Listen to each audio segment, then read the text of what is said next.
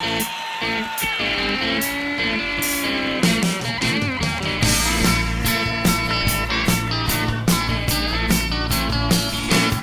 I could tell the things that I've been shown, I'd tell of mountains I've seen, the giants I have known. I've walked with them, so what they could see, they saw all that I needed, could be found in thee. 'Cause on giant shoulders, the whole world seems a different place to me. On those mighty shoulders I once saw, and how they learned to see. Yes, on those giant shoulders I know all that I am called to be. On giant shoulders I set my banner to fly alone. Good evening and welcome to the Book Distillery podcast, where blue-collar scholars, with or without collars, join discussion about, we discuss books that matter. At the moment we're going through Saving Europe by Henry Viner Brooks. Henry's with us here this evening. We also have Andy, otherwise known as Brother Andrew, because he's my brother.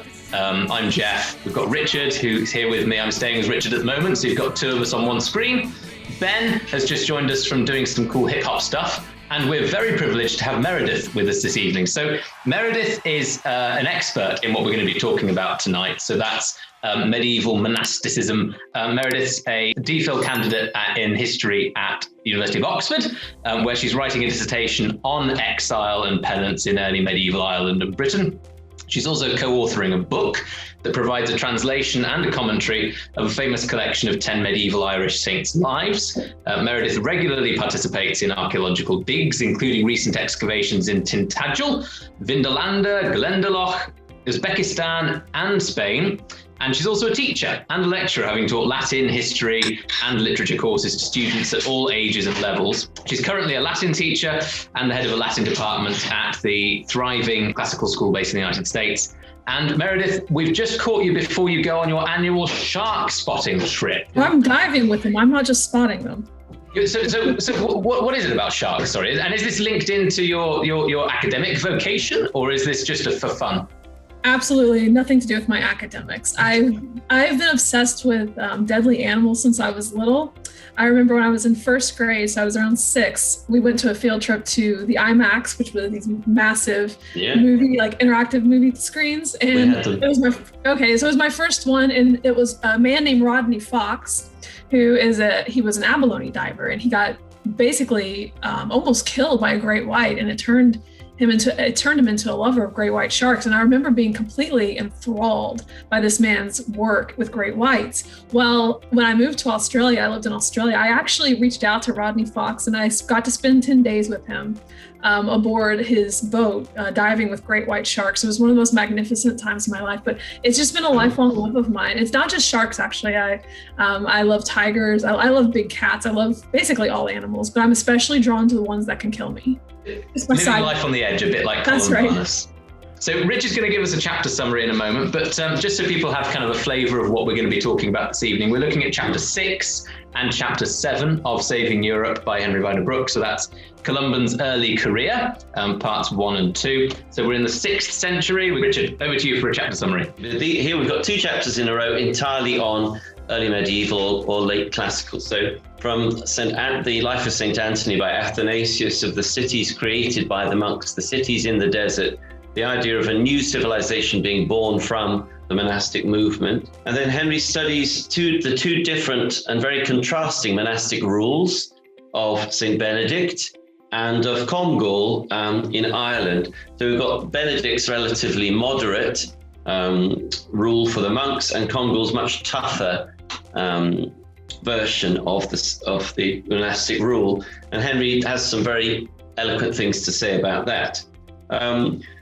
There's one of the focuses, as throughout the book, is on close friendships. The friendships of Comgall with Columbanus and also with Gauls or Gal. So we're looking at the friendships within the monastery and how those are foundational to the community, and how that can redefine the meaning of human society. So we're looking at how Christianity is interfacing with the history of Europe through the monastic movement. That's chapter 7. Chapter 6, sorry. Chapter 7, defining, we're looking at the context of Columbanus in redefining Europe, really, the rebirth of Europe after the plague. There's quite an apocalyptic portrait at the end of chapter 7 about the plague of Justinian, as it's called, and how the devastating effects it had had on continental Europe more than in these lands. The various climate change issues that were happening then, the famine that had occurred, multiple invasions from all sorts of directions, including, of course, the Muslims. So we're looking at a devastated continental Europe, and it's ripe for a new birth. So he very powerfully portrays Columbanus's first Peregrinatio, Columbanus's exile from Ireland, self-imposed exile, as part of this new dawn for Europe. He briefly describes the concept of white martyrdom, the idea of exile, permanent exile from your homeland. And he evokes it really powerfully. We see Henry's skills as a novelist here. Also, he shows that Columbanus's difficult decision to part from Congal and leave Ireland and start something new turned out to be provident, because Bangor was destroyed. So the base was eventually destroyed. And if he hadn't left, then everything would have been lost. So the chosen successor to Congal, the abbot at Bangor, is Columbanus. But Columbanus says, no, I want to go. And with grace, Congal lets him go. And that turns out to be a good thing, because basically all the goodies of Bangor are now planted in Europe. So that's a summary of where we've got to with the story. Henry, are you happy with that summary? I think what we'd like to touch on as well that you haven't mentioned is this aspect of forgiveness, the penitential practices, and how, what relevance that has for us today, or what relevance did it have on, warrior aristocracy coming out of paganism and feuding aristocracies. What did this new kind of act of giving before have on them? So I'm looking forward to hearing your that. Quotations from Columbanus's poetry.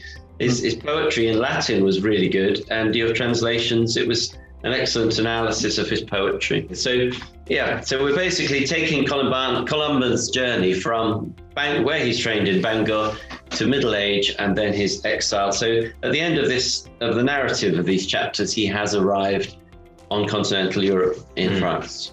So we quite like poetry in this group. Awesome. So by way then of kind of setting the scene in context, so Columbanus started off in this city in Bangor. Meredith, perhaps we can kind of open up with a question to you, if that's okay. So these monastic cities, if we can we call them cities? These communities where the monks are. What is it about them? Like, how can we explain how rapidly they grew? Why were they so attractive, particularly to young men? What was it about them that kind of made them start? And what could you maybe tell us a little bit about them?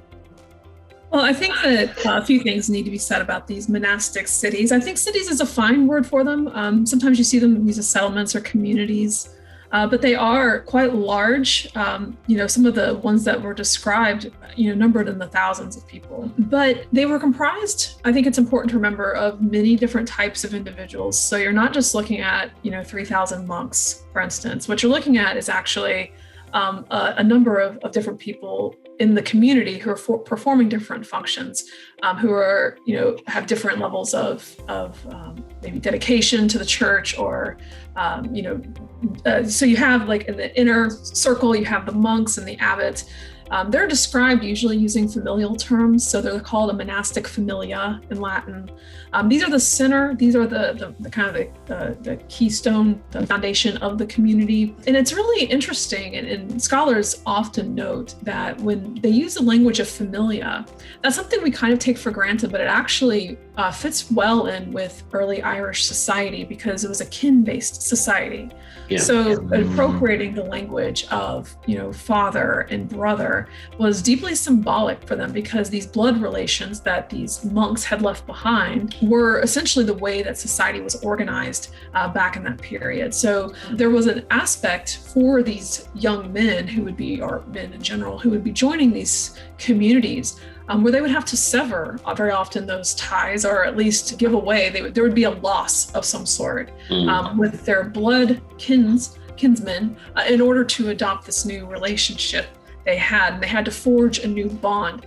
You see a lot of discussion in some of the penitential texts and the rules where unity was very much a concern, and peace and concord was very much a concern of the abbots. In fact, Columba, not Columbanus, but Columba, his little slightly older contemporary, his dying speech was actually a prayer for unity. It was actually urging the brothers to be unified.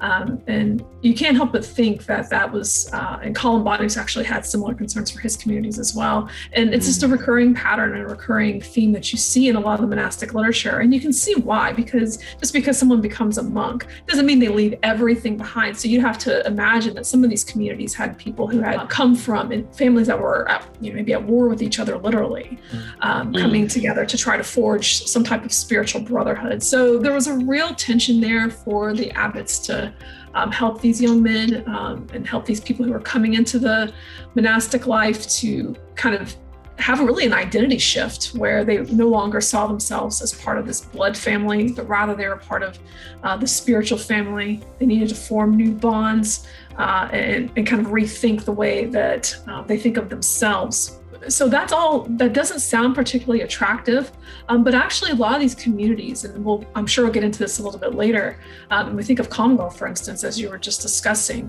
A lot of these monastic communities were known for being quite rigorous. So Comgall's rule was quite intense, and Columbanus's rule, it's hard not to imagine, even though we don't have Comgall's rule. We know from the Antiphonary of Bangor that it was known for being quite strict and that it was intense. And Columbanus, if his student, his protege is any reflection, it certainly was. You can't help but read the Regula Columbani and think that this is pretty intense, especially when you hear, what was going on in Merovingian Gaul all the time. Right. So, yeah. But there is an attraction to this type of hardcore asceticism. And I think especially that appeals to young men. And when I read this, I can't help. One of my side interests is actually extremist movements. And I've read a lot when I was in high school. I remember distinctly when 9/11 happened. I mean, I remember I was in high school. I was 16 years old. I remember watching it happen like in real time because we had all of our TVs on. And I just remember thinking, what would cause someone to do that? Right? Like what would cause that kind of hardcore lifestyle? Because a lot of the people who were involved in that, they were educated and, they came from good families and so forth. And so I got really interested in kind of like religious extremes and people who were not the moderates, kind of the people on the edges. And what attracted them was people who were unapologetic and who believed in something much higher than themselves, and they were working towards this higher goal. Now, I'm not trying to compare, the monks who are joining monasteries to extremists in that sense, but just the idea that what you have here are people like Comgall, Columbanus, they're quite uncompromising. Columbanus is, we could look at him charitably and say that he was confident, that he was, he stood for something. He did come across as quite abrasive, I think, very often, and standing up for what he thought was right. But that's attractive to some people. And so I think especially young men who maybe haven't had strong figures in their life tend to be attractive to like the warrior ethos. And I think that the warrior ethos is actually another component that is very important in thinking about this. Because if you read like the life of Columba or even some of the continental saints' lives, like the life of Martin, it's couched in very militaristic terms. Columba, for instance, is called an island soldier. And you get this Miles Christi, this soldier of Christ kind of language very often. And in the saints' lives that I'm translating, that I'm working on translating, you see this imagery of the saints of God. They are soldiers. They're just soldiers for Christ, and they're fighting a battle with much higher stakes, and they're fighting spiritual forces. And so it's a way of engaging in a meaningful battle as well. And so I think that there are several different pulls. I think that, what pulls people to any religious movement is going to vary. There's going to be diverse reasons, but I think the uncompromising kind of asceticism, and on the one hand, is attractive. And one thing that reminds me of is there's a conversation that Columbanus actually references where Gildas and Vinian, two British fathers of the church basically, were discussing what to do with monks who wanted to leave their monastery to go to a more strict monastery. So what you get are people who are wanting increased asceticism, increased discipline. Really don't get people who are wanting to soften up. And I think that's revealing that, these are people who are really seeking something that's pretty hardcore. And so I think between that and the warrior ethos, I think that's a large part of it. Now, with that's kind of the monastic community. But another important thing about the growth of these communities is most of the people that were part of these communities, when you're talking about thousands of people, would not have been monks as we would understand them. They would have been lay clients. So these are tenants who were families. Oftentimes they would work in exchange for goods. So they would provide the monks in the community with food. For instance, they would render services, and in turn, the monks would provide spiritual care. They would give baptisms and blessings and healings. Pilgrims would be part of this group as well. So pilgrims from afar would come and visit. They would bring donations in exchange for access to the saint of the community. So these communities were comprised of a lot of different individuals. But what actually attracted those few the inner community, I really think, especially the young men, was kind of this warrior ethos and really seeking something higher and something quite different, asceticism, basically. Asceticism's long had an appeal all over the world. It's not unique to Christianity. That would be my kind of question, really. I just want to make sure we've kind of like rooted the origins of the asceticism correctly, and because I know we've just discussed that you have a particular interest in Egyptian monasticism as well. I know Richard has read a lot there. Are we, they say that they are a true planting of Egypt, Yeah, it says they're part of a vine transducta ex Egypto. So they're having been carried over from Egypt. That was my question as well, actually. Henry's just expressed it really. Yeah, we hear routinely that they're influenced by Egyptian monasticism, but also, as you said, and Henry's also identified this, that there's this strong local root in their Irish culture, that the asceticism is a sort of inversion of the heroic culture. So I'm interested in I have two questions there really. By what means of transmission did the Egyptian monastic culture reach the Irish? Which I'm sure you can answer that one. But the other one is, to what extent did they blend? How did the blend happen? Yeah, that's a wonderful question. It's a big one too. Thank you. So the Eastern influences on the Irish Church have been discussed at length. There's a recent chapter by probably the scholar who works the most on it, named Jonathan Wooding, that's absolutely wonderful. He looks very systematically at the factors and the ways that Egypt, but also the Byzantine Empire and the Greek East influenced Ireland, and they are there, and you can see it in the art, and you can see it in the liturgy, the high crosses. I've done some work on the high crosses in the Midlands, where we see lots of images of Saint Paul, the hermit, and Saint Peter, or Saint Anthony of Egypt, which is very unusual in Western art, but we see a number of these high crosses actually feature in very prominent locations, these Egyptian saints, which is, I think, very interesting and very telling. So just to return to your question, the routes of transmission are not always 100% clear. So we have archaeological evidence, which is where I typically turn first for something like this. So just to kind of tie in personal experience, I did a dig in 2017 at Tintagel.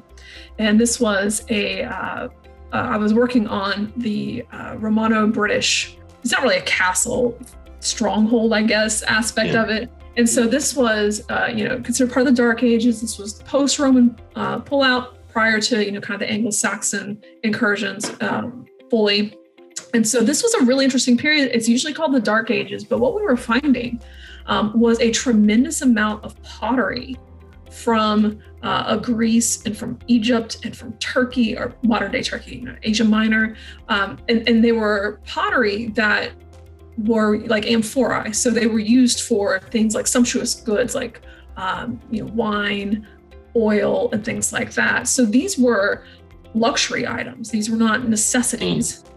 So these were items that were imported from afar. And Tintagel, of course, is on the far western part of Cornwall. It's not a place you're going to just stumble on. And so this tells you quite a bit about the amount of trade that's going on and the connections, even in a period that really historically, when we're looking at literary evidence, is quite patchy. There's not a whole lot of material aside from Gildas and a couple of other things. There's not a lot of material literary wise. So turning to archaeology, we see that there actually is quite a bit going on between the Greek East and kind of the outskirts of the Roman world. So that tells us that there is regular communication. Now, there are going to be some scholars that disagree with that, but I have to look at the archaeological evidence that I see and the pottery in particular. Now, in Ireland, it's a little bit different. There's not quite as much as we see, for instance, like in Cornwall. But we know that there are a lot of links between the Irish church and the British church, which I'll get into a lot more later when we talk about penance, because penance is my specialty. And I work a lot on the transmission of penitential ideas between Britain and Ireland. So we can talk about that later. But we know that the British church and the Irish church are in close contact. And we know that the British clergy are in close contact with their continental colleagues. So, for instance, we have records of church councils occurring in late antiquity where we have people from Britain, churchmen from Britain, attending there and attending these church councils. So they're very much part of the larger conversation. So they're not quite isolated like we tend to think. Now, one important node of transmission is located in the south of modern day France, but Gaul. So we look at like the Abbey of Lorenz, for instance, which was founded by a man who had studied with the monks in Egypt, Saint Honoratus. We look at Cashin. Cashin is one of the big people who influenced the Western monastic tradition. Cashin's an interesting figure. He figures quite a bit in Ireland. How much he figures in is actually still under discussion, but he's mentioned frequently in the penitentials. One of the earliest poems we have in the Irish language actually mentions Cashin. He wrote several works, but the two most influential ones, one's called the Collationes, and that's where he was recalling conversations he had with the Desert Fathers about various topics that were of interest to the people pursuing monasticism. So he wrote these, and then he also wrote a book called De Institutis, where he talks about, basically living out the monastic life. And then he left Egypt, or he got expelled from Egypt, and then he went up to Gaul, and he founded some monasteries. And his works became quite popular in the Latin West for quite a while. So I would say a lot of the influence we see that's Egyptian or Greek influence is probably indirect. Now, there are some people who will argue that there were the presence of Egyptians actually in Ireland. There's a really cryptic line in one of the martyrologies that talks about 7 monks from Egypt were buried in this Irish place. All right. So there are some people will take that to mean like there were Coptic monks living in Ireland. Other people will look at something like that and say, well, these were people who were living a life like the Egyptian monks. So perhaps these were people who styled themselves like an Egyptian. So we're not really sure. It's not entirely impossible, I guess, that there were Egyptians there. I mean, we have people from kind of far afield coming to England, for instance, the UK, and living. We have Archbishop Theodore, for instance. Yeah, I was going to mention Theodore because he's in England, he's a huge imprint from the continent. Absolutely. And he, of course, very learned, very important for British church history. So we do have people coming in from kind of the East coming. So it's not entirely clear whether the transmission was direct or indirect. I suspect it was mostly indirect through textual means, through artistic means, and just through people traveling. You mentioned foundations of new institutions. So it was indirect through discipleship as well as through texts. Yeah, that's right. And we also know that Anglo-Saxon monks and Irish monks were traveling to Rome, and Rome was, of course, quite multicultural in a lot of these pilgrimage houses. And so we know that they were interacting with monks when they would visit Rome from all over the world. And of course, whenever you visit, there's going to be an exchange of ideas. So there's going to be lots of different ways, I think, that this type of monasticism would transfer and these ideas would cross-pollinate, so to speak. Thank you. And that was the first half of my question. Thank you for such a full answer. But the other half was, how did all of that continental and Greek and Egyptian influence, how did it mesh or synthesize with the local influence of the Irish heroic culture? So I think that we have to be careful in one sense of saying that, the Irish were so influenced by Egypt that it's basically like they're the same. There are some important differences. Now, there are some similarities with the heroic culture, of course. Ireland was an honor-based society. So, when anthropologists look at the way different societies kind of organize their people and keep their people in check, honor-based societies are ones where things like satire are punishable. So satire was considered one of the most grievous crimes you could do. And it seems weird to us that satire would be such a big deal because, of course, we satirize people all the time. But to an honor society, that was a way of basically it was a besmirch upon your honor. And if that happens, then you would be looked down upon. So there was this idea of honor that was very important, and this idea of the warrior ethos that you see a lot in literature. So you had these roving bands of young men that were actually quite destructive to the countryside. And so they would go around and basically just pillage and rape and murder. And you see the saints actually conflicting quite a bit with these people because they would kill monks, they would kill nuns, they would just destroy things. And so there were these very much still a warrior ethos in the society. So having these monastic communities actually where there could be warriors for Christ was a way of channeling that same energy that was already very much a part of their culture into a more productive, more peaceful, perhaps, way. And it was something that did appeal to the culture. So for us, we probably wouldn't try to convert someone to Christianity by saying, come be a soldier for Christ. But, that worked back then. But there are some differences too between Egyptian monasticism and Irish monasticism that I think that are really interesting. I think the most interesting one to me is the emphasis on literacy.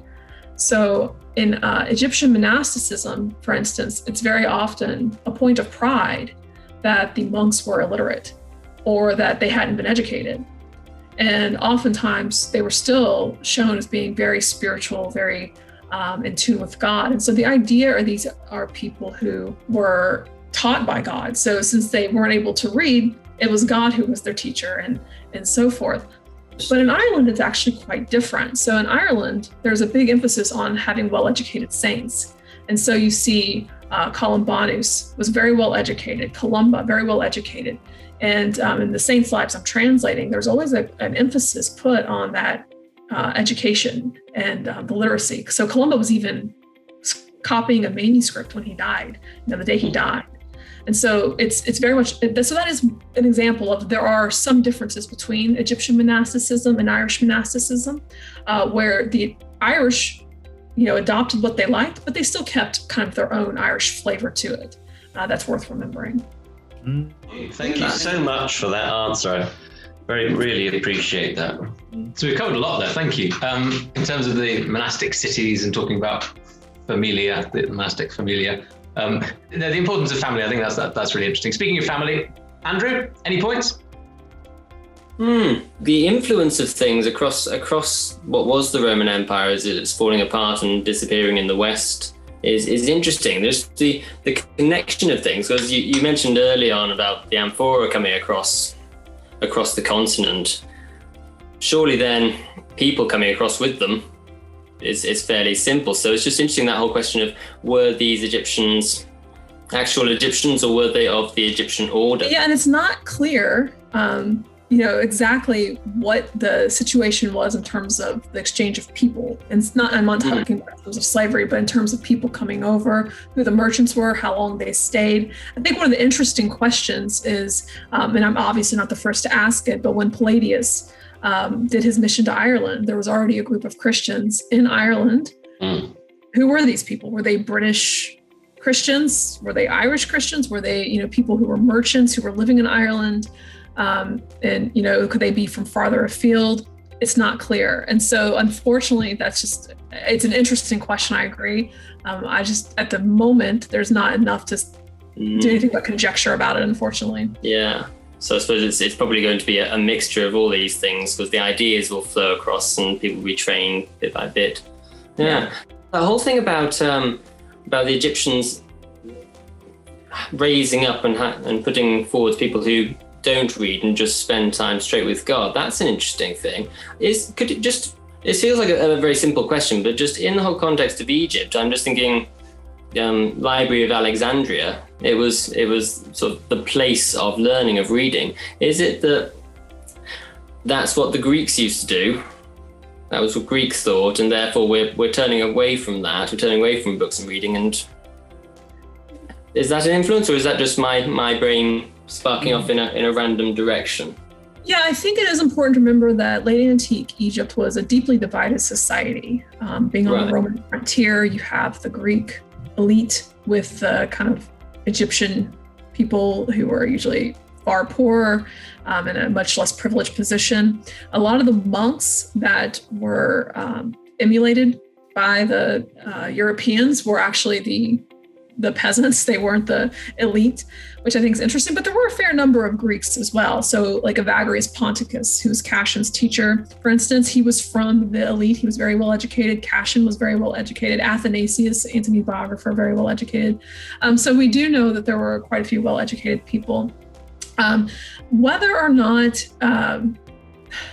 it's hard to say an answer to your question. I think that the idea about the lack of literacy, I'm suspicious about how illiterate they really were. So like Antony seems to have come from a family with some means. Otherwise he wouldn't have had an inheritance to, donate. And so I don't know if it's a literary trope that Athanasius is playing upon. I suspect that he's probably playing that up a little bit. Because I think that what he's trying to convey is someone who is deeply simple, kind of in the model of an apostle. So if you think about Jesus's apostles, none of them were particularly impressive people. You're looking at fishermen and people who are kind of just everyday blue collar kind of guys. But they turned the world upside down because they were obedient to Christ and they sacrificed it all. And I think that that's kind of what Athanasius probably had in mind, that you have this kind of unimpressive by the worldly standards person. He was not well educated. He was, not learned, but yet look at what Antony did. His fame, we're still talking about him, in 2021. That's impressive. That's a impressive afterlife for a saint. And so I think that Athanasius is probably playing up that aspect just a little bit in order to kind of emphasize that God uses the ordinary to accomplish the extraordinary. Great.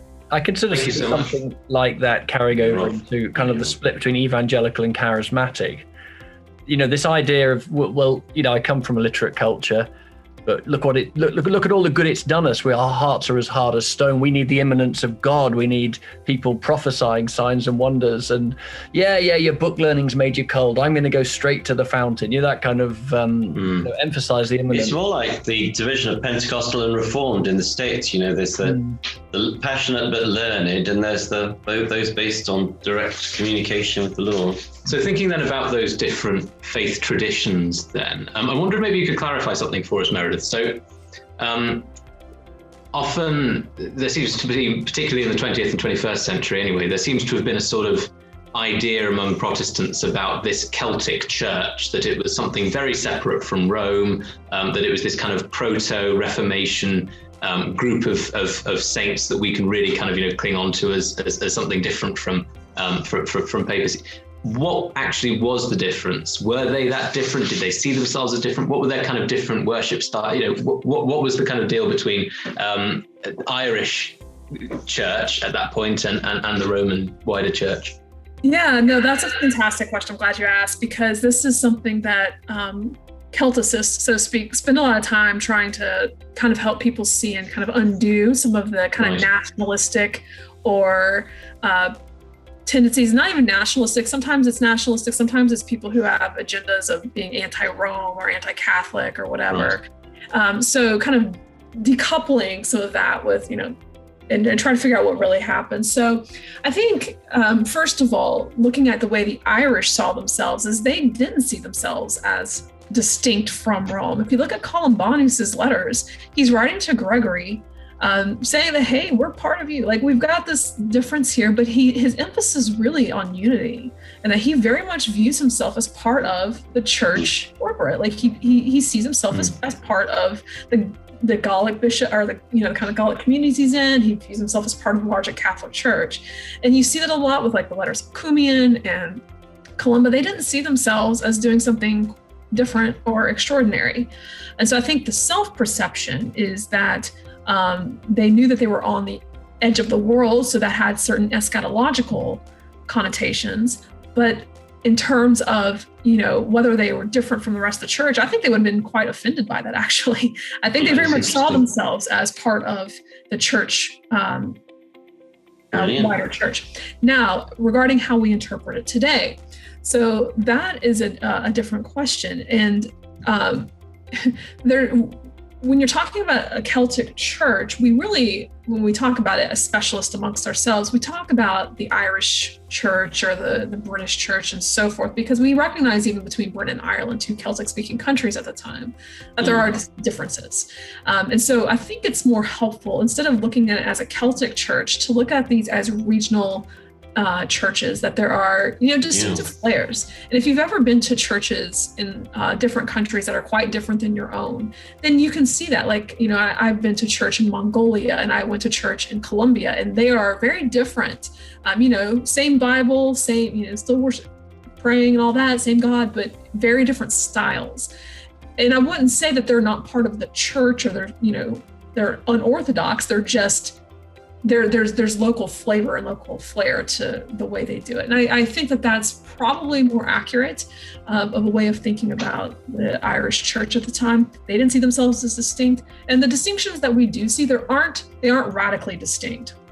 And even things like the Easter controversy and the tonsure, which are kind of the two big ones that people talk about, it wasn't all of Ireland that held to those divergent practices. It was really kind of some of the monasteries, mostly around the Columban Familia, but there were only select monasteries that were doing that. So there were other monasteries in Ireland that were following the Easter of the rest of the world. So anyway, it's a bit of a misnomer, really, to call it a Celtic church, in the sense that they would not have thought of themselves as that. And the distinctions in practice were, I think, just manifestations of regional differences that you would see anywhere. I'm a student of patristics, and so of the church in the Roman Empire before the Western Empire collapsed, and it's very encouraging and interesting to hear your portrait of their sense of unity, in the 6th century that we're looking at, because that's remarkably similar to how things were in the 2nd century and the 3rd century. That the broad range of the empire, and of course Ireland was never in the empire, but that broad geographical range and the sense of intense spiritual unity that they as you put it, their self-perception. It was encouraging to hear if that's how you see their self-perception, because if you go back to the time of Irenaeus, for example, who's an early bridge from the far Orthodox East into Gaul, Irenaeus has the same view that this is one church. Right. And I think you'd be interested then in reading, there's an article by Damien Bracken. It's actually in Alexander O'Hara's book on Columbanus and the peoples of post-Roman Europe. And it talks about the rhetoric of unity in the writings of Columbanus. And in it, he talks about how Columbanus actually adopts the rhetoric of basically late antique Rome, and the way that they were using words like pax and concordia in a very specific way to talk about this unity and this unified church. And these were terms that that the church in Rome adopted from kind of the imperial cult. And then we have and then Columbanus is also adopting them to talk about the unity that he sees, his communities as being a part of this larger whole. And so, and unity was such a big, important part of these communities.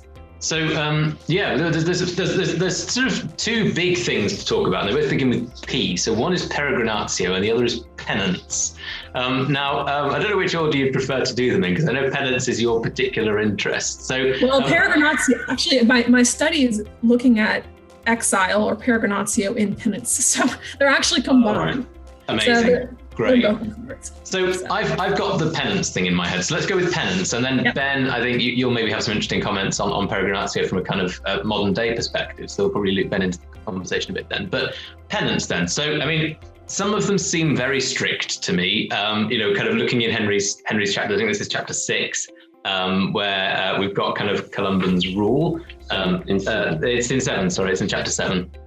You get a few blows if you cough during the prayers, or if you laugh without an excuse. No, if there's an excuse, you're all right, but if there's no excuse. That's all very interesting. But what could you talk a little bit about that penance then, please? What's the difference between British penance and Irish penance? And what is penance? Maybe just start with a brief definition so that those of us who aren't so familiar with that style could. No, thank you. Yeah, no, this is a great question. This is a big one. So penance is actually a really important part of the life of the church from a very early period. In fact, the book of Acts commands people to do penance. And so that's kind of where the initial impetus is for penance. Now, Protestants obviously have a very different conception of penance than what we see. For instance, it's quite foreign if you read the penitential text as a Protestant, for instance, or even a modern Catholic. It's quite different looking at the penitentials from the period of Columbanus versus today. But anyway, so penance is essentially a way of trying to atone and rectify for a sin that one has committed, just to put it simply. So penance has evolved quite a lot over the years. Penance is actually one of the most important contributions the Irish made to the history of the church, which is interesting because it's not usually talked about outside of scholarly circles. So if you ask someone off the street, what did the Irish contribute to society, you would see here something like Book of Kells, the High Crosses, which are all true, they're fabulous. But actually in terms of, sheer impact, you're looking at the penitentials are some of the most important contributions the Irish made and quite innovative. And they are harsh, it seems to us. Yeah. However, you have to look at them in context and realize the Irish were actually a lot softer, somewhat ironically, because their rule, their asceticism's quite harsher, but their penance actually has quite a pastoral heart to it. So I want to back up just real quickly and lay a little bit of a late antique environment so you can kind of see what they're coming from, and then where the Irish come in. So just to set the groundwork, the church father Tertullian, who was early 3rd century African church father, he's where we really start seeing penance being discussed in the literature. And he describes what's considered like kind of a public penance. Now, it's not real fashionable at the moment to talk about public versus private penance. That distinction is kind of shifting now in modern historiography, but just for the sake of conversation, I'll call it public penance. He's the first one to kind of describe what would be considered penance today. And so he talks about people who have committed sin. What do you do with them? What do you do with these people who have, committed fornication or adultery, committed murder, apostasy, something like that? How do you incorporate them back in the church? Now, the problem with, in their mind is that sin is disruptive. So not only does it disrupt your relationship with God, but it also disrupts your relationship with fellow man, right? So if I, murder someone, obviously I've got a family who's upset with me, and so I've disrupted that. And so it really is a disruptive force in a community. And so the question is, how do we, smooth things over here, and how do we get this penitent in right relationship with God and with his community? So that's kind of the questions that the early Christian church is asking. So what Tertullian describes are things that would be quite public, and they're often quite humiliating, and they're meant to humiliate. So you have, for instance, you have processions. They would have to prostrate themselves before the altar or before a priest. They would wear sackcloth and ashes in true Old Testament fashion, kneeling before the altar, begging their brothers to pray for them and intervene. They were also separated from the community, so they weren't able to participate in the life of the church for a period, depending upon the crime. That's the earliest types of penance that we see. Then once Christianity becomes tolerated, so with the Edict of Milan in 312, Christian bishops really started working hard on now codifying. What does penance look like? They're able to issue much more formal decrees about penance because they have the time and the space to be able to do that. So what we see then is really a disciplinary aspect to penance coming, and that's going to play into the Irish. So just to give you an example of one famous council that was important for the Irish, and in fact, the Hiberno-Latin, which is an Irish canon law collection, quotes this particular council several times, is the Council of Ankara. And this met in 314. And so for someone who committed bestiality, for instance, it was quite a harsh punishment. So they had to live as a supplicant for 15 years. And only after 5 years were they able to join the church, join the church in prayer.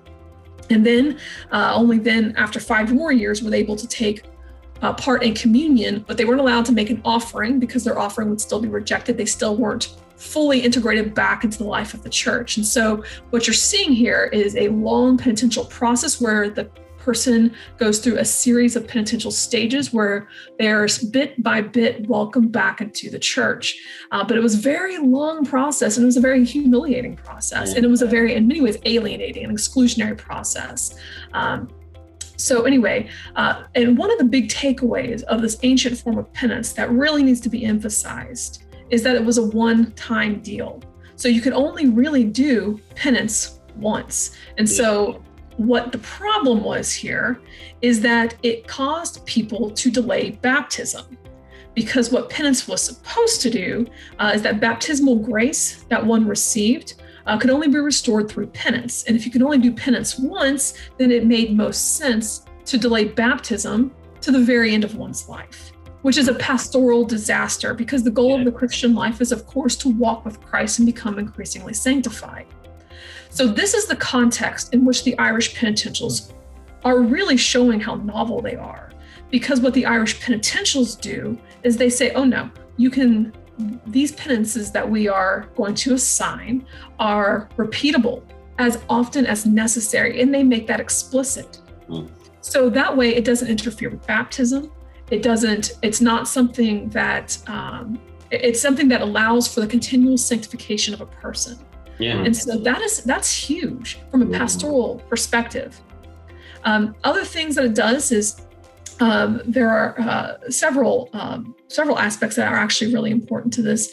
And again, it's quite unfashionable today to talk about private versus public penance, but it does shift to being less public in some ways, to where you can have some penance that's just between you and your confessor, for instance.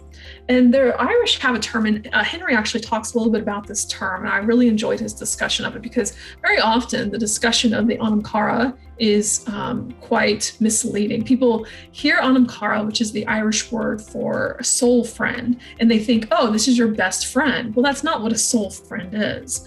An anam cara is a confessor. It's the person who's your spiritual guide, or your spiritual, kind of like your spiritual partner, basically. And this is a person who helps keep you accountable and so forth. And this is a beautiful concept, especially when you're considering what they're coming from. This is a person who is there to help you become more like Christ. And it's a very pastoral role. So for all of the harshness of the asceticism of the Irish church, they do produce this very pastorally minded system of penance. Now, the penitentials I do have to say, and it's a little easier for me to say this among British people than Irish people, but the British don't actually get enough credit for penitential development, because people always talk about the Irish innovations. And to be clear, the Irish took the British tradition and expounded upon it tremendously. They made lots of, they systemized it and so forth. So the Irish made lots of contributions, but they were not coming out of nothing. The Irish penitentials were not created in a vacuum. And in fact, there was a group of what we can call proto-penitentials that came from Britain roughly in the 540s, 550s, 560s, right? So right there in the mid 6th century. And we have just what are probably just excerpts today. They were probably much longer, or I think they were probably much longer. I don't know. But they were these little documents that had prescriptions that were very similar to the canons we see in Irish penitentials. And in fact, the Irish borrowed quite a few of them from the British. And the penitential of Finian was, we're not sure who Finian is, to be honest with you. His name is Brittonic, and it's not Irish. But anyway, he lived in Ireland, but we're not sure if he's Irish or it was just a Brittonic name, or was he a British cleric who lived in Ireland, working. But anyway, his penitential is like the real first at-length penitential that we see, and it was created in Ireland, even if he was not an Irish cleric himself. The Irish penitentials will often draw from these British proto-penitentials. So what you see here is a British church and an Irish church that are in very close contact. And in fact, Columbanus himself quotes in one of his letters, I think it's Epistula 1, his first letter, he quotes a conversation between Gildas and Finian, the guy who is attributed to that penitential, and Columbanus quotes these two men as authorities. And so we have Columbanus looking to these British clerics for guidance. So what you see here, I think, is a British and Irish church that are in close contact, and the penitential tradition is coming from the contacts between these two churches. The Irish were very creative and really trailblazing in many ways, but they were building upon, I think, a British tradition as well. Thank you. Iron sharpening iron. That's right, exactly. Yeah, just checking, that Finian, was he either from Moville or Finian of Clonard? Was he one of those two or not? No one knows. Well, that's actually a contested question. So traditionally, those were thought to be two different people, but it's not entirely clear. I think it's Parag Orion, was it him? I forgot who it was. There was a scholar who actually is arguing that they're the same person. And so it's not entirely clear who this person is, whether he's Irish or whether he's British, whether he is one person or whether it's two people. We're not sure. The mystery remains. The mystery indeed. Because if it was Finian of Clonard, I think Finian was with not Gildas, but Gildas was at Lancarfen, I think, and they were friends, him and Caddock, very scholarly. And gosh, sorry, I'm interrupting. Boys, get the questions out there. Well, Meredith, you what you said about the Irish contribution to the penitential tradition, I thought was another evidence of the Greek and Egyptian influence you were talking about earlier, because so much of that, the penitential tradition they were correcting was specifically Latin. You mentioned Tertullian's De Penitentia, but it's there in Cyprian, it's there in Ambrose. It becomes a bit of an obsession of the Latin church specifically. It's the Greeks that remained a little bit more balanced. And I find it interesting that from what you said, that the Irish were correcting the excesses of the Latin tradition, if you see what I mean, because to your Protestant mind, it's easy to make a jump from all that to the pre-Reformation Catholic Church and the abuses there.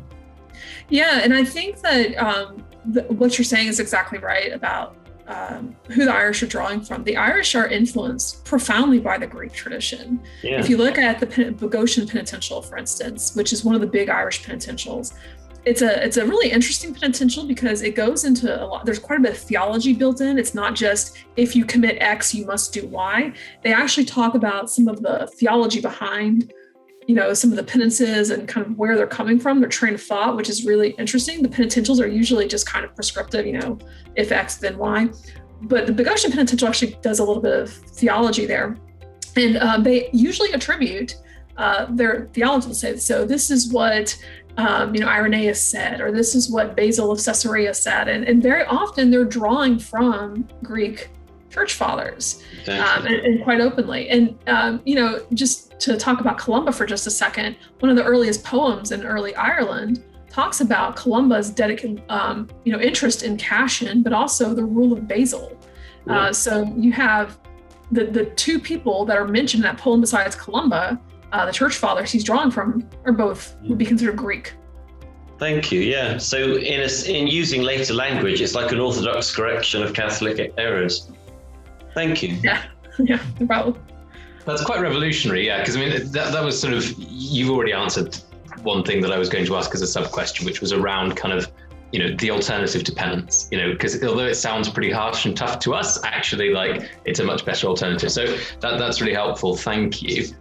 If we can move on to Peregrinatio then, because I think that's such an interesting thing, and it's obviously so central to the theme of Columbanus's life story, right? So maybe sort of two questions to kick things off then, what is Peregrinatio and why did people do it? Yeah, so that's a great question. So Peregrinatio, simply put, it's often translated as pilgrimage. That's misleading. Pilgrimage is usually a travel to a destination with a fixed end, and there's an idea of return there. So, you may take a pilgrimage to Santiago de Compostela, for a couple of weeks and then come back. That's not what we're talking about here. So I think it's more accurately translated as exile. So Peregrinatio is exile. It comes from a Roman tradition, actually, the term. Not the practice, but the term. The term peregrinus is a Roman legal term, and it actually has quite a rich history. The first time we see it is in the 12 Tables, which is one of the earliest Roman law codes. Cicero talks about this, and this term is actually a synonym with hostis, which is where we get the word hostile. It means enemy. So this is a definitively negative term initially in Roman law. And actually most of Roman usage, this is a term that's somebody who is outside of the bounds of society. They didn't have legal rights. This is a person who was an outsider. It started to, during the Republican era, started having a little broader usage. It could just mean a foreigner, for instance. Peregrinus is what I'm talking about. So we get the word peregrine falcon, or like peregrine took.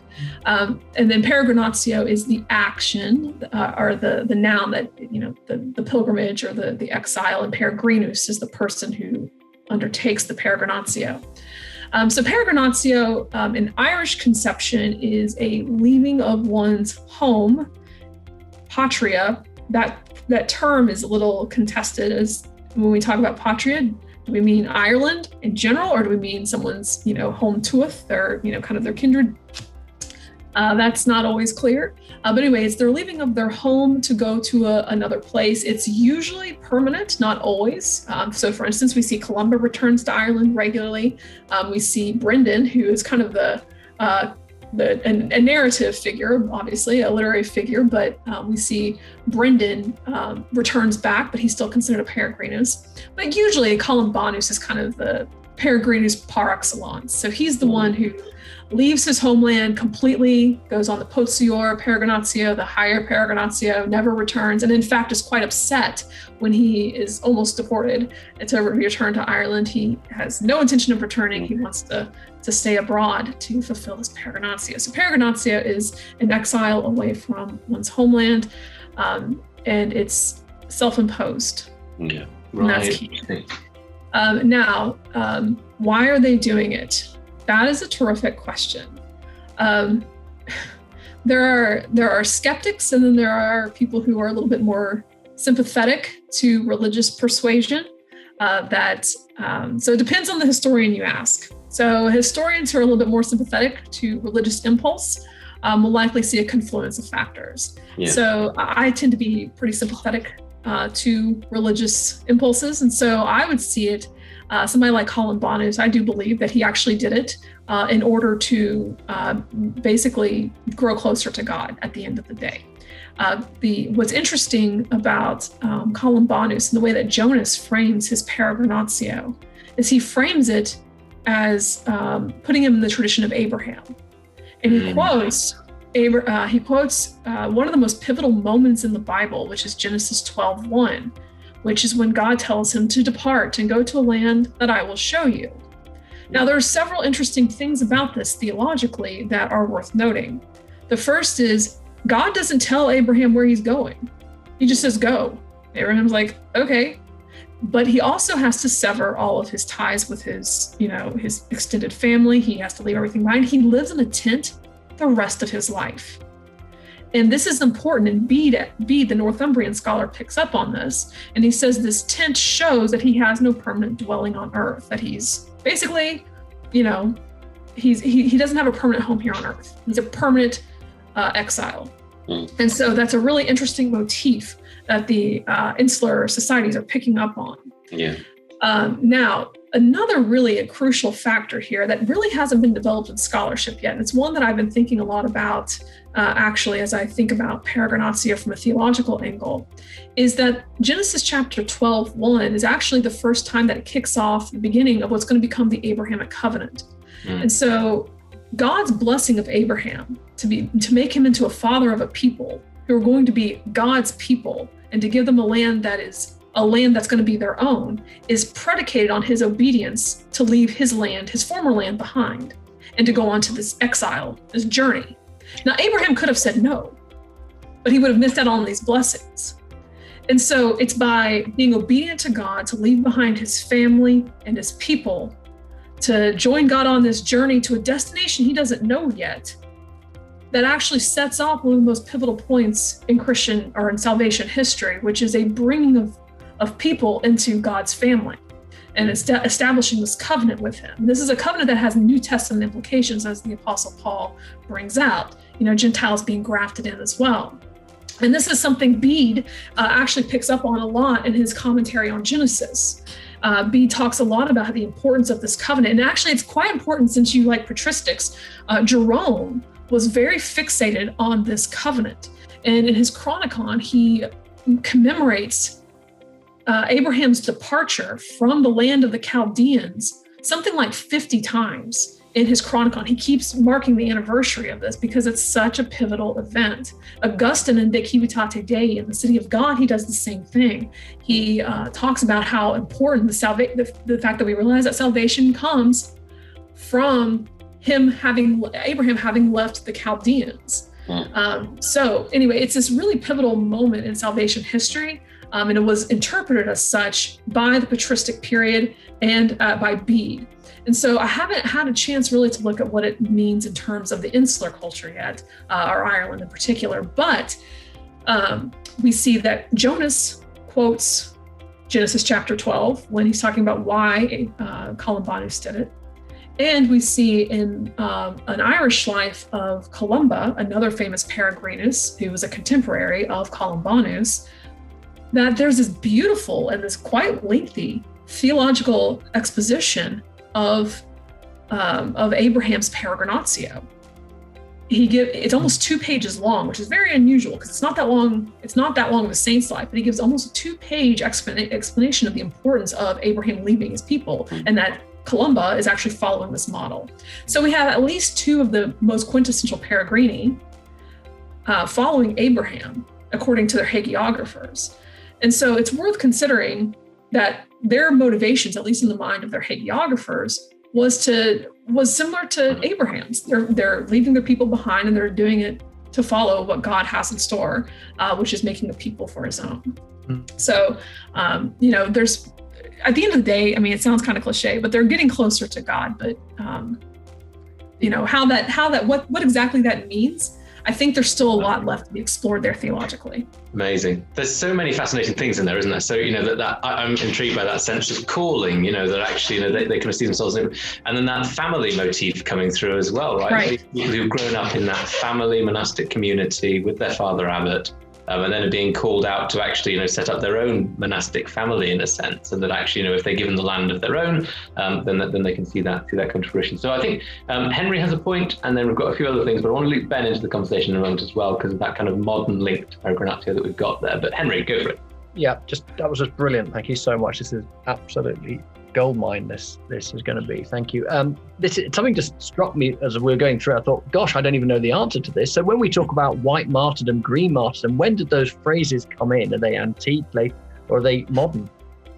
I think they're Irish. I think that's an Irish conceptualization of, certainly they're drawing upon ideas of martyrdom that were not uniquely Irish necessarily, but this classification is, I think, firmly rooted in Irish culture. So yeah, that's a great question, because you're talking about the Cambrai homily, which is where, this concept of white martyrdom, which is where you leave your family behind and so forth. It's not something that I've seen in any patristic source. To me, it seems indigently, at least at the moment, subject to change, but I haven't seen anything that when I read a patristic source that makes me think this is definitely where they're drawing from. To me, it seems like an Irish innovation, an Irish way of thinking about it, which is interesting because one of the interesting things about the Irish church is the Irish really didn't have martyrs. Yeah. So this idea of martyrdom is quite interesting. Yeah. No, I think that's right. I can make the point in the book, but then I suddenly thought, well, actually, I don't even know when the first time that's mentioned. What's the source for the actual expression itself? I mean, they talk about wanting to be martyrs, in I think, but of course, if you haven't got the opportunity, then you're going to, put yourself in training for. Yeah. Anyway. Go on to Ben. I'm wanting to resort to stereotypes. There's this almost kind of beautiful Celtic poeticism to it as well, isn't there? The white pilgrimage over the white horses of the sea, and the green pilgrimage in your green moss-filled cave somewhere. There is that kind of lyrical beauty to it as well, in a kind of funny roundabout way. But yeah, Ben, over to you, mate. So, we talked about kind of Peregrinatio 1,400 years ago or thereabouts. Ben, any comments, any questions? It's like putting a steak dinner and going, could you pick your favourite little morsel and you're allowed one mouthful? To draw back a bit, I think first, to kind of, this thing that I'm checking over as we talk through these things, from a few instincts, because you hear these things, there's a part of you that you fear it, you respect it, you kind of want to be it a little bit. You kind of, there was the comment made about the appetite wasn't for a looser or easier strict rule. It was to how far can we go? It's just that question of what compels a man to do this? Man, woman, man being humankind. So what compels someone into these things? And I think that they have, honestly, it just reminds me of the C.S. Lewis quote that I'm going to say much less eloquently than he did. But it's this idea of, there's this deep dissatisfaction with kind of what you're around, and that there's got to be something so much more. And I think it's a craving for something so much more and something more profound, something deeper. It's kind of a deep calling to deep, in a sense. It's wanting that experience, because if you think about Peregrinatio, especially in some of the ways that it's portrayed in the literary sources, it was very perilous, not just because they were on a boat, but often they went on boats that were not sufficient for the sea. These would be, boats more for like a river. Sometimes they would do it without oars. So you see that in Anglo-Saxon Chronicle, for instance. So they would just leave themselves to God. Say, God, just do with me what you will. And I think that act of radical faith is also what gives them radical results. So you think about Peter, when he stepped out of the boat to come walk on water. I mean, that was a radical act of faith, but look at the results that came from him taking a step into the unknown, right? It was this amazing miracle that was performed. And so I think there's a sense in some of this where at least some of the people are wanting to, experience God in a way that you just can't do with the mundane. Correct. I totally agree with this. I think there's about 3 or 4 themes that I want to pile in on this, and there's this idea that I've been just chewing over it again recently until I realised it was utterly biblical when I was stating something that I've known since I was 12. And it's you put it in that phrase really well about that C.S. Lewis quote, which is like, we are strangers on this earth. This calling for something more. This calling. This is all temporary and meaningless to a certain extent. And so you've got this ecclesiastical wisdom of enjoy the work of your hands, and on one hand, this acceptance of the today, and that yet this yearning of the emptiness and meaningless, to some extent, of all our human endeavours on this planet. And like, I've just been chewing over this idea of eternity, of like, what does it mean to store up your treasures in heaven? Well, what does that look like? What makes up that? And I think there's so many tropes and instincts that I think that are pulled into this. Like, I'm just going to run through them quickly, the things that stuck out to me, but the kind of the war thing, the soldier thing, the kind of, I think Richard used the phrase, an inversion of the heroic culture. I don't know much about the heroic culture and what that actually means, but I was just thinking about that, and there's something quite militant and military-esque about this instinct to fight and protect something. Again, what else compels a man to do this? This kind of strict monastic rule to leave his home and to never return in the pursuit of something higher. The name Israel to mean to wrestle with God. The Abrahamic call to go and never return, to leave home and not go back to it. Where was I going with that? I've forgotten. Oh, can I chip a point in? While you get it, because I haven't got much. I've got something. Yeah. C.S. Lewis quote, and this I hope would just really nail it. Is he says that, our problem is, C.S. Lewis said, that spirit and flesh have quarreled within us. And so the importunity of the flesh is always kind of like calling out to us, and for dominance and for luxury and for the easy path, and to be, let's say, a beta male even, and just take it easy and be an irresponsible father, and to leave responsibility and not shoulder your burden, and so when the call comes, and you've seen it through the Jordan Peterson phenomena, actually, when the call comes to responsibility, to grow through responsibility or to grow through sacrifice, it appeals to something deeper. And in all of the so I'm thinking now about the patriarchs, the call to achieve an exile runs straight through the whole lot of them. Even Isaac, who's born in exile, if you like, in the book of Hebrews, it says, his heroism, the reason he's a hero of faith, is he could have gone back and he didn't. And then that's what it says in Hebrews. I thought, wow, man, so it's kind of an encouragement to us and to the people listening, sometimes not turning back and just facing forward, even though it's a bit of a grind right now or whatever's going on in your life. That in itself is a part of achieving your exile in this world, achieving a kind of a holy life before God. Anyway, that's me done. No, but there's something on that. But I don't even think it's sometimes. I think it's all the time. It's like you mentioned Peterson. He digs into this in the narrative tradition, the price you pay for something almost determines its value. So what's most valuable? You're searching for value. What could you give up? What could you pay? What could you give out to attain the highest thing that you want? And I'm just thinking about some of these conditions. I was listening to a critique of Marx recently, and the point was made that one of the things lacking is any idea of the conception of the terror of nature, the fact that there are just some arbitrary evils that we run into: sickness, cancer, redundancy, malevolence, betrayal by people we didn't expect it from, the sky falling down. It's like these things we run into, and where I'm going with this, you've got this idea of kind of like, we need to have a conception of the fact things are just tough. And there's also this thing of there's a few things that from this chapter that come up. So cheap grace, there's a point made a couple of times where the application of Christians to kind of ride the gravy train of the state cult, for example, is a really easy life. And it's really incentivized to be a Christian from the point of what's his face onwards, and about 340, beginning with C, Constantine, that's the fellow.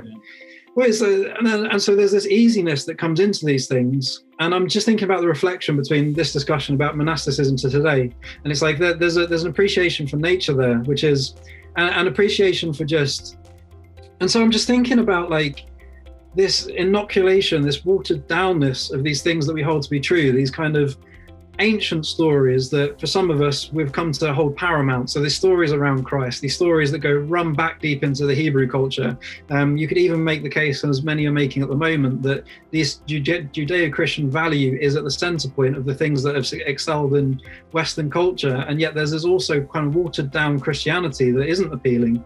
Peterson himself made the point about, like, I don't understand why this is so hard to sell. I don't understand why the churches aren't full, because we talked about it before, that call to the warriorness of the gospel, stand for something greater than yourself, with people that will be in it for you, that would die for you, because it is that meaningful. Like these depictions of love that we find through scripture. And so I'm just thinking about this role of persecution and like the elements that are making up the society and what it is that they're going after. What they're going after in the monastic, ascetic, laying down, sacrifice of desire, delayed gratification to the nth degree. And then you've got the Peregrinatio, which is like, all home comforts on this earth, gone forever till the day I die, because there's something greater than beyond this.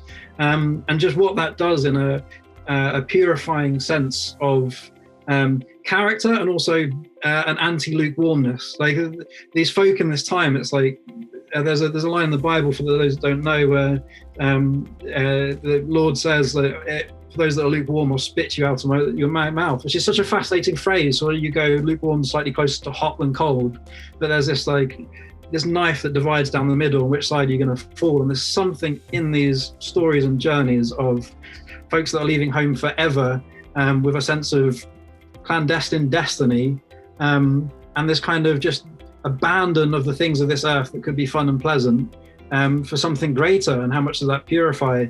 And what freedom, I wonder, you find in that moment of going, and what freedom you find in the not knowing. I have stories from my dear friend. I really hope I get to bring her onto this podcast, especially in this discussion. Your depiction, Meredith, of what this means, this kind of, it's more than affection, of friendship, of what does it mean, the common pursuit towards the good? What would that say about our accountability to our friends? How much do we call each other out on the minor things? And this friend has pointed out some awful home truths that are very, very hard to take, which has fascinated me about the discussion. But one of the things that I think that I took from that story, of someone that kind of left and just went, God, unless you say different, I'm going to go. And at times, if you say stay, I'll stay until, even if I don't figure out why.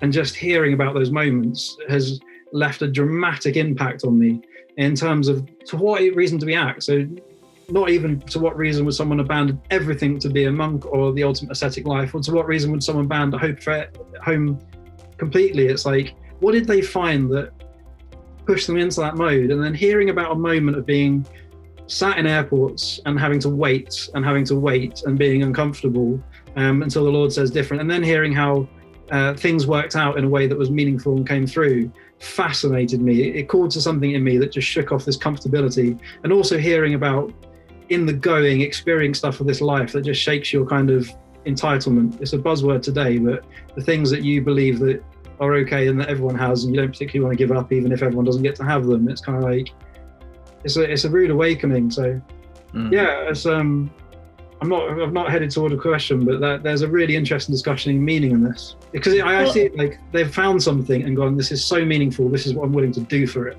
Well, if I can just have a touch of a personal comment to what you just said, actually, I've kept it pretty academic at the moment, but actually Abraham is my favorite biblical figure aside from Jesus. And it's because Abraham is kind of who I've modeled my life after. It was reading Genesis chapter 12, actually, one morning, where I got a very strong sense after praying that I was supposed to move to Iceland. And I didn't know why, I didn't know anything about it, but it was one of those things, like one thing led to another very quickly. And my husband got a full scholarship, was able to go there. He got a scholarship, so we got to live there for free.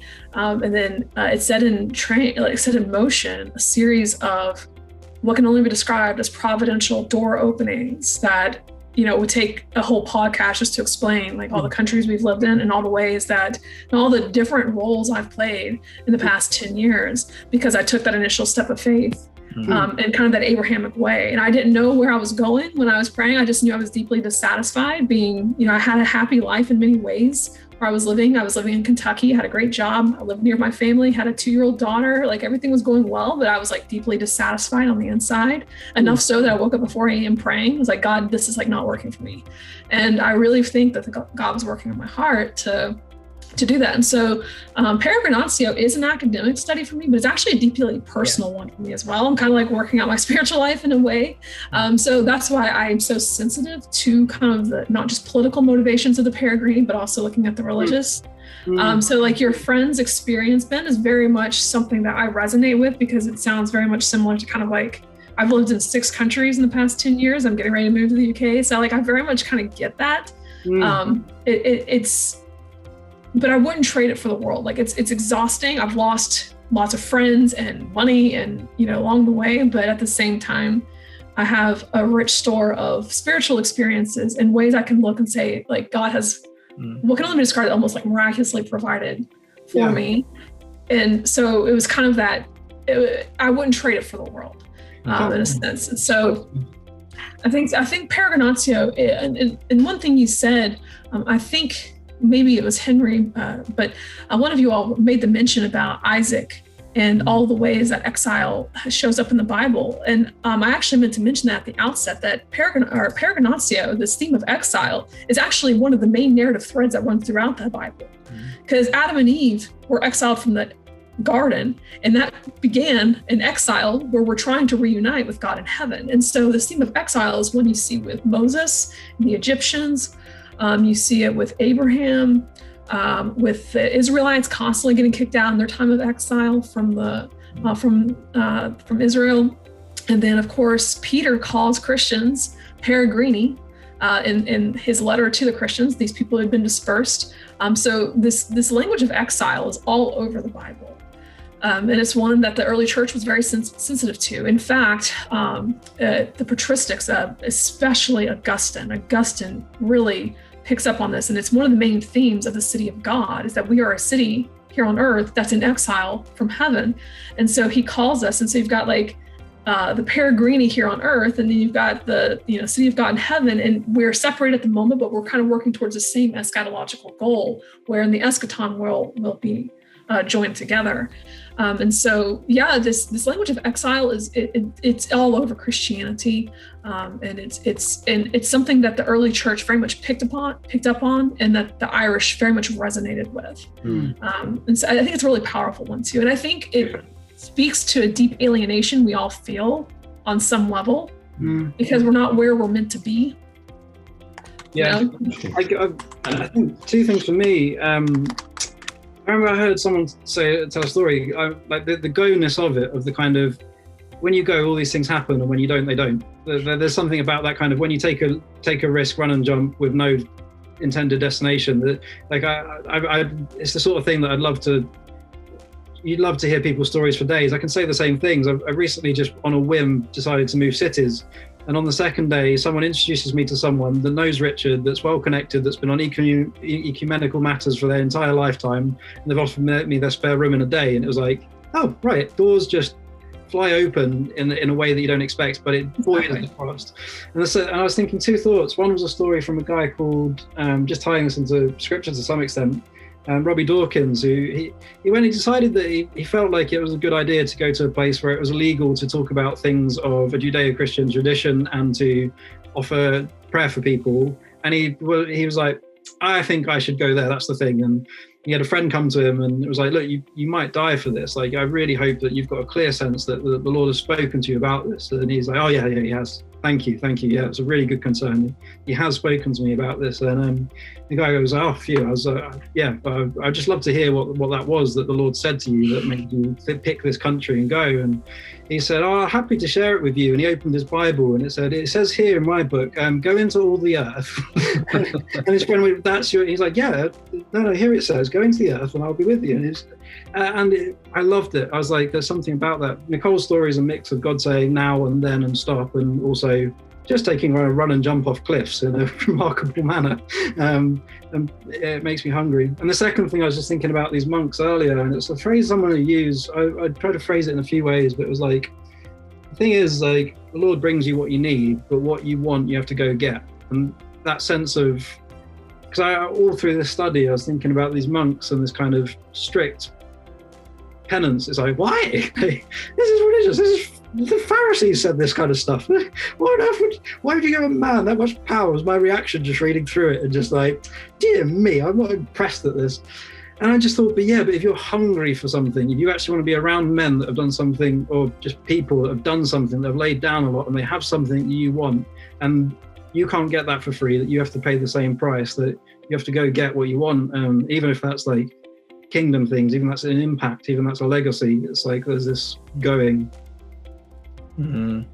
I just add from a pastoral point of view, and this is certainly not a get out. I mean, we talked about a mixed community where you have the bulk of the people in these monastic cities were not going to the continent. So like maybe only 0.05 people were changing geographic locality. I would like to stress that you can be a Peregrinatio in the most radical way without changing geographical locations, and that's Augustine agrees with you completely. Yeah, I knew you would. I thought I'll say that because that will be an encouragement to people that there's a way of life which is, you know what I mean? Well, like, you know, we talk about it's called Holiness, and your local churches, I'm sure, would help you find that if you're listening. But that, and that's the kind of the radical discipled life that we're kind of hearing here. But in Columbanus' case, in Meredith's case particularly, there's been this, to get what she needed, God sent to different places, and then Ben's friend.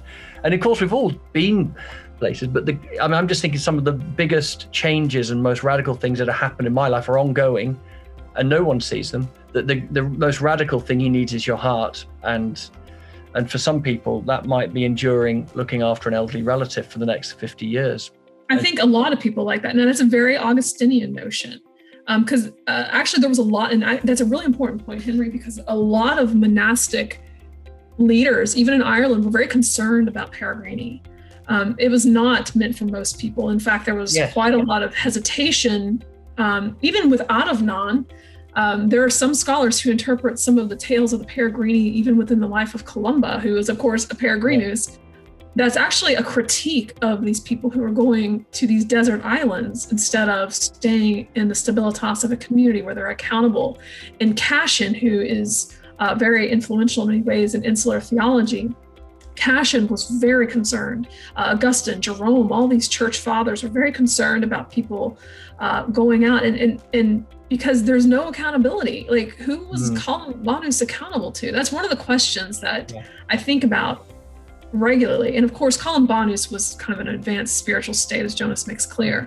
But you know, I think one interesting thing about Abraham is that even Abraham, as a Peregrinus, he still had to take care of some business before he was able to be used by God. Because what did he have to do? He had to sacrifice his son. God had to kill that idol in his life. Now, of course, he didn't actually kill Isaac, but he had to kill that idol in his life because God will not have anyone competing with him in your life. And so when you were talking about some of those radical things going on in your life no one sees, like, I so get that. The hardest things for me have not been the moves. The hardest things for me have been, you know, things that are happening inside. And so, you know, killing those Isaacs in our life, so to speak. And so that's something the church fathers were very attuned to. And that's why Augustine wrote, one of the themes in the City of God is like, you don't actually have to move to be a Peregrinus. By virtue of being a Christian, you're a Peregrinus. You are in exile because you're away from your home. And so you can be a baker and never leave your hometown and still be in exile. And you know, in a vastly, you know, individualistic society and a highly mobile society, one of the most radical things might be being in the same local church for 25 years and growing in grace with people, perhaps sometimes that aren't, you know, I mean, that is actually radically prophetic in a sense, because that doesn't happen a lot because of the way our lives are structured. So I'm just saying, I think it's wonderful that, and you'll know, and I'm just trying to encourage people to think radically about their lives and not be disenfranchised. John Mark copped out on one of his peregrinations, and you know, he apostatized, as it said in the Greek, because he couldn't go the distance on this when he got to Asia Minor. And so, you know, but later on, Paul's calling him back, and he's learning things, and So I'm just want people to be encouraged that, you know, just because Columbanus is the SAS, there isn't, you know, there are still the Royal Engineers, and you know, there's a job for every person, and there's a kind of a pathway that God has to your own particular exile to lead you out of things that are eventually, you know, are actually not kind of like, they may not be bad things, it just might be things that are holding you back from a fuller life in Christ. Yeah, great. Thanks, Henry. So I've got a final question, but before then, Richard's got a question, and then I think we'll start wrapping up. Great. I wanted to ask you, Meredith, about the eschatological perspective of the period in the community, the insular communities that are your expertise, because Henry rather surprised us at the end of chapter 7 with a really apocalyptic portrait of the times, of the volcano in Iceland in 536 and the huge effect on the climate, mostly the plague of Justinian and its ongoing impact on the whole continent, and various other, and of course the invasions, the Magyars and the Muslims and the who are the other group? The Huns. The Huns, possibly. Yeah. I can't remember, but so I was I was thinking at the end of the 10th century, everyone was expecting the end of the world. The end of the 16th century, everyone was expecting the end of the world. Was there that sort of expectation in this period, in the 6th century? How much? It's not something he particularly mentions. He implies it, but doesn't mention it in these chapters. So you, as an expert, I was wanting to ask: are there writings full of a sense that the end is here? Yeah, no, that's a great question. And this is something I've thought a lot about, actually, is the profoundly eschatological nature of Irish Peregrinatio, because I do think it's deeply tied in with their eschatological outlook. Just to take it back from Peregrinatio and look at eschatological motifs more generally, you know, it's kind of a well-known that St. Patrick had quite an eschatological outlook that saw his mission to Ireland as bringing on the eschaton, so to speak, because he was, you know, Ireland was on the periphery of the known world, and these are, you know, one of the last places to be evangelized. So he was an important component in bringing about the end times, because of course Christianity went from, you know, Judea outwards, and Ireland was part of the end. And so Patrick certainly had a real profound sense that there was an eschatological mission or eschatological thrust to his mission. And Columba, I keep talking about Columba because Columba, I think, is a really helpful reference point for Columbanus, because you're looking at contemporaries, and you're also looking at a really rich body of literature from the Columban Familia, so from the monks that knew him best, and even possibly from Columba's own pen, where he talks about some things, and it's profoundly eschatological. I mean, it's imbued with talking about the end and then talking about heaven and hell. And, you know, you get the sense that this was on these people's minds constantly. And this is not unique to Ireland. The Desert Fathers literature is rife with this type of eschatological outlook. This memento mori, constantly thinking about the end and thinking about not just the end of life, but the end times, was constantly before their eyes. And of course, when it's even more imminent when you have these type of the plagues, like the Justinian plague. That was catastrophic. I was reading about that last night, actually, and the way that it played into penance, because Gregory the Great actually had to become Pope during that time, because the Pope that he replaced fell victim to the plague. And so one of the things he did as Pope was he led a funeral or a procession, a penitential procession through Rome, and something like 60 people died during the procession from the plague while he was doing it. I mean, it was really intense. I'm not sure if that number's right, but I remember being startled by the number.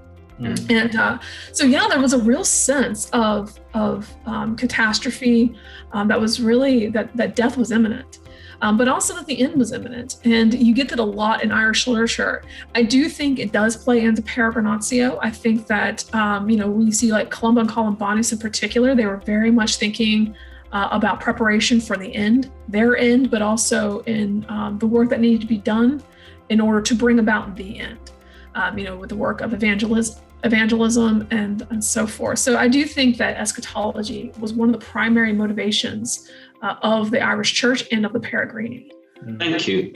Awesome. Thank you so much. So I'm aware of time, so we'll start bringing this towards an end. But we talked a bit about their kind of motivation and so on. And I think, as we kind of progress through the series and through the rest of Henry's book, we'll look a bit more at kind of the impact and the influence that they had. But there was the distinctive appearance of the Peregrini, even if we might not be entirely certain of this is actually how they look. But we have this description of them with the long tonsure at the back, eyelids painted black, with the crook staff and so on. What could we learn possibly about that kind of distinctive lifestyle and appearing differently? I'm just thinking about, we've talked a little bit about their motivations and, some examples from, the current day about kind of, that calling and following that Abrahamic example. What could we learn maybe about that kind of distinctive lifestyle, and should we try and appear different, or is it more about what goes on inside us? I'm just interested in that kind of distinctive lifestyle, please. That's a question I've thought a lot about, actually. So first of all, I think that the way the world's going, that to live a truly Christian life, we're going to look different, whether we want to or not. Especially as a woman, trying to dress modestly and in a way that is pleasing to God is going to make me stand apart. And that's okay. Like, I really couldn't care less what people think of me. So I'm kind of wired in such a way, I'm like, whatever. But yeah, so that, I think that being the salt is definitely, a salt and light is going to make us stand apart. I think of when you were talking, I was actually thinking of John the Baptist and his radically distinct appearance. If you saw him walking into the grocery store, like, the man looked like he was insane, but yet Jesus said there was no one greater born to woman than him. And I think about how radically different he was. He was living out in the desert, and he was not winsome, shall we say. He was very blunt. There's kind of a cult of niceness that's kind of endemic in Christianity today, where we're all concerned about, be gentle. Okay, well, there's a time for gentleness, but there's also a time that John the Baptist did as well. He lived a radically distinct life, but think about how many people were attracted to that.